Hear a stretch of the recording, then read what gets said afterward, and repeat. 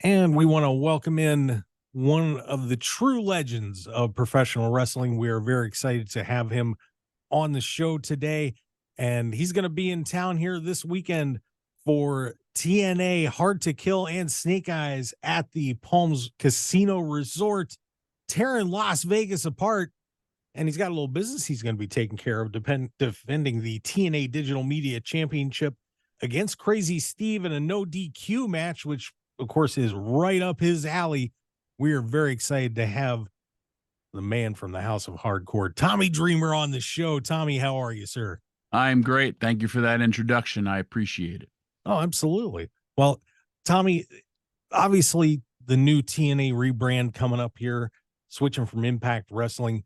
And we've had a bunch of the team from TNA on the show, and everyone is not just excited, but you can just feel like this is almost a rebirth. I mean, everyone is thrilled to death about this. What is your feeling about this new TNA changeover? I mean, you've had a few stints in TNA and Impact now. How are you feeling about this? It's a feeling of excitement when after Bound for Glory, when they revealed the Marvel teaser, the video, and I saw adults jumping up and down once the TNA brand, those letters came back, people hugging each other. And I love to experience things live in the audience. Wrestling fans are like no other. And it really made me realize a lot of things. For myself, a lot of people look at my career and ECW, a lot of people grew up on ECW. And, it's what I'll be most remembered for. But wrestlers and wrestling fans grew up on that. It was the alternative. Now, ECW goes out of business, TNA comes in. And it was a launching pad for so many wrestlers' careers, as well as there were so many fans that grew up watching TNA. And now there's so many wrestlers that were TNA kids that are now watching. And it's not like, hey, we're going retro. We're going a rebranding and moving forward. It's acknowledging the past, but moving forward to the future. And it has a lot of excitement. I mean, Vegas has a lot of stuff going on, but, I love Vegas, but not for the reasons that most people love Vegas for. I love it for wrestling. It's been a diehard wrestling town for a long, long time. It doesn't get that notoriety. And I know every time when we used to go to Sam's Town, I used to love wrestling there. It was always packed, great, passionate wrestling fans. And now we're moving to a bigger venue in the Palms. We opened up more seats.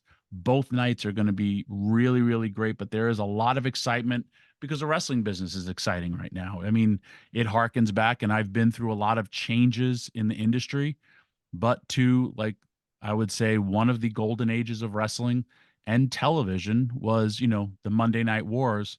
Now there's not really wars. There's, okay, this night is for you. This night is for you. And Saturday and Sunday will be for us in TNA because, wrestling fans, when they know there's good wrestling, they come out and see it. Have you seen an era in wrestling quite like this? I mean, No. this is amazing how many opportunities are out there and just what is happening all over the wrestling community, from the largest companies down to the indies. It's been pretty phenomenal. Yeah. I mean, listen, I'm 52. I grew up in the age of the territories and I watched everything. And then, here comes my career. The territory started dying, and there was only real three places to go and make a living. And that was WCW, ECW, and WWE. And then kind of the bubble burst. And then there was just WWE. And then TNA started. And then TNA kept on going. And then here came Ring of Honor. But that wasn't really a place that you could make a great, great living. And then they finally blew up, and the pandemic hit. It was a scary time for every business. And then coming out of the pandemic, if you think about it, the beauty of pro wrestling and the beauty of TNA was the first company to produce live television, new content in the world. Like, nobody else was doing it because had all these uncertainties. This company never stopped. When WWE started letting people go during the pandemic, Impact/TNA started hiring them. And it was just an uncertain time, but a lot of really, really good business as well as good faith with the wrestling fans, because for a long time, you know, TNA under a different management let the fans down, and now this has been on a great streak, and the fans have just been supporting professional wrestling. WWE is doing phenomenal business. AEW is doing great business. So is TNA. New Japan is doing good business. And it gives you, to me, like what I grew up loving, options to watch. And I never hated one wrestling organization or disliked another. I love them all. And this is the era that I get to see, and so many men and women, and and I'm not just talking wrestlers, behind the scenes, everybody is producing great quality television and employing so many different people. It's an amazing time in the industry. I love it. And if you think about it, you know how the industry grows.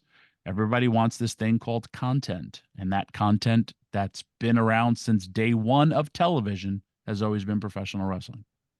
What is making TNA special right now, not just to the fans, but to all of you? Because it seems to me when I talk to the talent that there's there's a special place in the heart for everybody. You know, Yeah, you all seem really close, we and are. there's something really, I don't know, it's like an emotional bond that you all have back there. What is causing that? There's a lot of things I feel. One, it was kind of our mentality in ECW where, hey, let WCW, let WWE do their own thing. We're the island of misfit toys, and we're all happy together. And we had a very, very team mentality.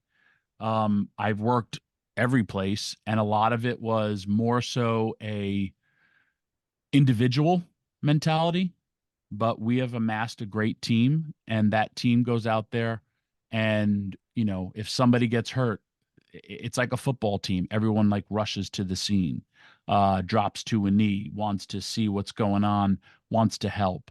You'll be okay. It's an uplifting locker room. For me, bottom line, wrestling should always be fun and positive, and I kind of try to instill that.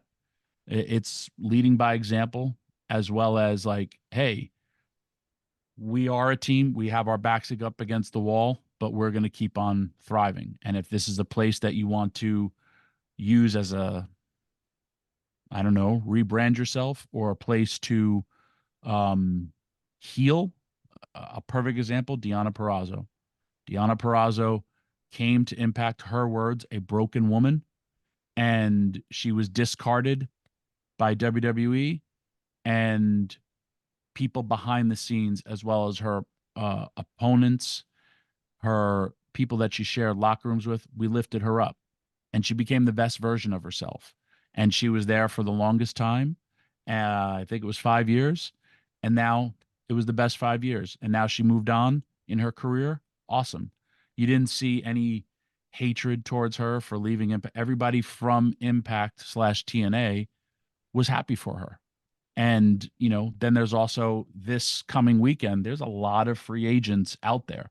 There's a lot of people who are going to be coming to TNA, and their careers are going to, take a different turn. And it's going to be awesome. Another perfect example is Trinity. Trinity had such self doubt. These are her words, not mine, in interviews, and stopped liking wrestling and doubting herself. And she's been one of the most dominating, and she's a star. She's been one of the most dominating females ever since she came to Impact Wrestling. And you just look at her and like, how did you not see that in her? Cool. But that's been the nature of the business. I remember how many times I have the letter in my photo album when WWE said, we're not interested in your services. And then I also remember when WWE offered me a job and I turned them down. Or, hey, WCW let go of Steve Austin. I think his career turned out good for him. It's what other people see in you, which is great. And that comes with variety. And for this weekend, another great example, Okada. Okada had such a bad taste in his mouth for TNA from the old regime that he just said he hated it. And then he realized, like, hey, Scott D'Amore has been making a difference. He has love and respect for Scott, and he's come back. And I mean, that's a big deal. Um, Alex Hammerstone being a free agent, and then, Josh Alexander saying, "Hey, you want to come and wrestle me at one of the biggest shows?" It, think about Josh Alexander's weekend. He has Alex Hammerstone the first night and Will Ospreay the second night. And Will Ospreay versus Josh Alexander is one of my favorite matches I've ever seen. And now I get to see it again. So there's just so many different, it's a variety. It really and truly is. But yes, that team effort, there's pride, and we should all take pride in what we do and we work. But we all kind of try to lift each other up. Except for Moose. Nobody likes Moose. I don't like Moose. I Well, don't know. that happens, but Yeah. of course we're on with Tommy Dreamer, and you talked about the positivity, and it was funny. I just had asked Chris Van Vliet about that on Sunday, and how do you maintain that positivity? Of course, you do Busted Open Radio, and we do our show here, and a lot of times that negativity comes up a lot when we're talking about professional wrestling. How do you bring that positivity out and keep talking about it when everybody else out there seems to want to bring up the negative all the time? Uh, Man, because that's human nature. I mean, I don't watch the news because there's a lot of bad stories. My mom, I lost her last year, and my mom a lot of times would be like, "Can you believe this? Can you believe that? All this stuff." And she'd be like, "This person died, this person died." And then I was like, "Ma, how many people were born? How many lives?" And then, she started trying to be more positive. And she used to write in the town that, she lived. She still worked up until she was 83. And she would write birth certificates. And she'd be like, I wrote 15 birth certificates today because they had to be handwritten. It's a weird law in the town that she lived in. But I was like, those are the positive things. Everyone wants to talk about the bad things that people do, but there's also a lot of good things that, people and wrestling do. I've also been able to experience that. I've been able to experience that firsthand where people have told me their stories and how wrestling, either myself, ECW, or just wrestling, has helped change their life. For me, wearing this, being 52 years old and having a title, like I said, 2023 was one of the hardest years of my life. I lost my mom. I put my career on the line against a very, very talented wrestler, Kenny King, and I was willing to step away if I lost, just because of my mindset and just like, hey, man, I've done it all, and if this is how I have to go out, I'll go out. And I wasn't in the best place, but it was where I wrestled. It was the place I first saw the show with first time I ever saw a live event with my father. And, now my daughters were there. And man, when I won that title, it was one of the, I know it'll be when I say goodbye to Earth, when I pass away. It'll be a moment that flashes back in my head. I was surrounded by love and people, like friends, family, fans. My daughters were crying and like cheering for their father. And it was an awesome, awesome moment. And it's a moment caught in time for me. But for that crowd, it was just like, wow, the local kid still did good. And I'm not a kid, but to win that title in that town, it meant everything. And it gave me hope. And I always say life is just like pro wrestling. You're going to get knocked down a lot, but you got to keep on getting up and keep on fighting. Um, there's been so many instances of stuff like that to stay positive. We're not splitting the atom here. We're not curing diseases. We're professional wrestling. I learned it through Vince McMahon right after 9/11. Um, he came to us in a time when we're all scared, and he said, it's our job to put smiles on people's faces and help the world heal. We were the first, wrestling was the first live gathering after 9/11, another historic thing that wrestling has done. And like, I got my first feel of patriotism when he said those words. And I also understood the job.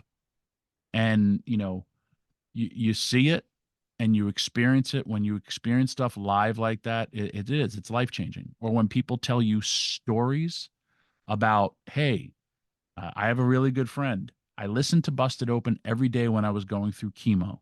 I didn't know if I was going to live, but you guys made me laugh when I was sick. You guys talked about wrestling that I'm interested in when I didn't think I was interested in anything. I mean, those are real life things. It's that are so powerful. So that's kind of why I chose this. And like, I said for however long I hold this title, but whatever my platforms are, I'm going to use it for good. If, you go down that deep Instagram feed, it's weird and it's troublesome, but people do stuff for clicks and views as opposed to like real stories. And I've experienced a lot of real stories and a lot of greatness in people, and it's all through wrestling.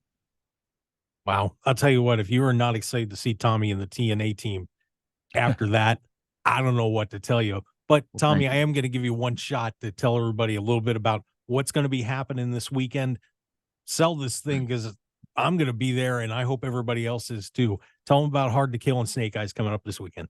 If there's ever been somebody who's been hard to kill, it's Tommy Dreamer. They've been trying to end my career probably since about 1995 with a guy named Raven. I love this business. I love entertaining. I love fighting.